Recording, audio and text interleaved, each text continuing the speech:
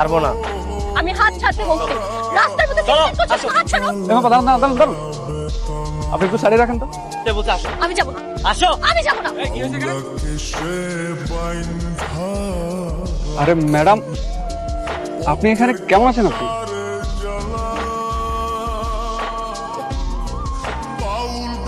আপনার জামা কাপড়ের এই অবস্থা কেন? আর এখানে কি করছেন? আরে এই লোকটাকে, উনি কি আপনাকে উত্তক্ত করছে? ভাই সমস্যা কি আপনার? আপনি ওনাকে রাস্তার মধ্যে হাত ধরে টানাটানি করছেন কেন? আমি ওনার হাজবেন্ড। ম্যাডাম, আপনি বিয়ে করলেন কবে? আপনাকে ম্যাডাম ম্যাডাম করতেছেন কেন? আপনি চেনেন ওনাকে? আমি ওনাকে অবশ্যই চিনি। উনি হচ্ছে স্নেহা গ্রুপ অফ ইন্ডাস্ট্রির মালিক। একসময় উনি আমাকে অনেক উপকার করেছেন, তাই আমি ওনাকে কখনোই ভুলতে পারবো না। গ্রুপ অফ ইন্ডাস্ট্রির মালিক? হ্যাঁ, ও ওই কোম্পানির বুয়া, কাজের বুয়া, ওখানে কাজ করে। আপনি কি বলছেন এসব? আপনার কাছে কি আমাকে গাধা মনে হয়? পুলিশের চাকরি কি আমি এমনি এমনি করছি? উনি কে সেটা আপনি আমাকে চিনাতে আসবেন না। অফিসার, জি ম্যাডাম। আপনি এখন আসতে পারেন। আচ্ছা ম্যাডাম, ভালো থাকবেন। আর কোনো সমস্যা হলে আমাকে ডাকবেন।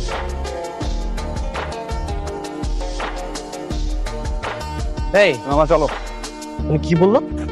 সেটা এখন আপনাকে বুঝতে হবে। আসি।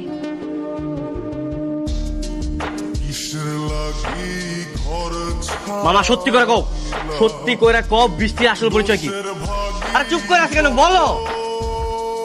তুই যেটা শুনছস সেইটাই। সে আসলে স্নেহা গ্রুপ অফ ইন্ডাস্ট্রির মালিক।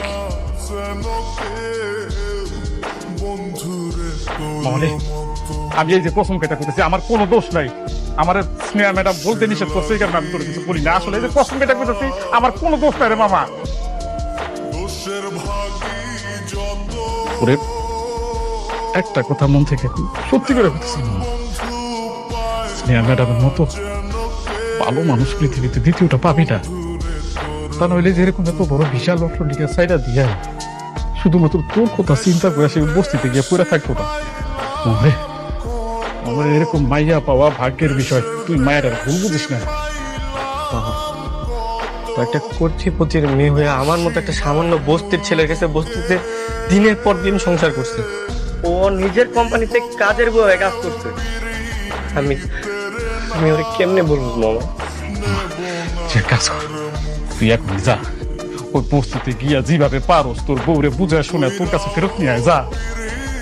এটা তো আর পসিবল না মামা। তখন আরেকজন স্ত্রী ওদিকে সংসার করতেছে, এই অবস্থায় আনা কোনোভাবে পসিবল না।